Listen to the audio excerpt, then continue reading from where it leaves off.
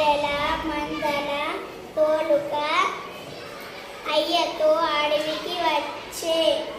వృద్ధులు చెప్పిన అయ్య పులి వస్తే పిలవమనే. నాయన పులి వచ్చనంటూ అయ్య మాట పట్టించే. ఒకటి కాదు, రెండు కాదు, 3 సార్లు అట్లా చేసే.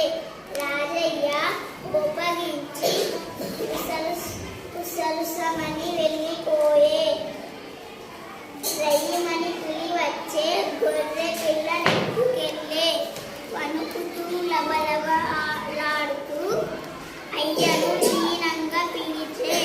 అబద్ధాలు ఆడనని అప్పుడే మనసులో తలిచే. గుడ్.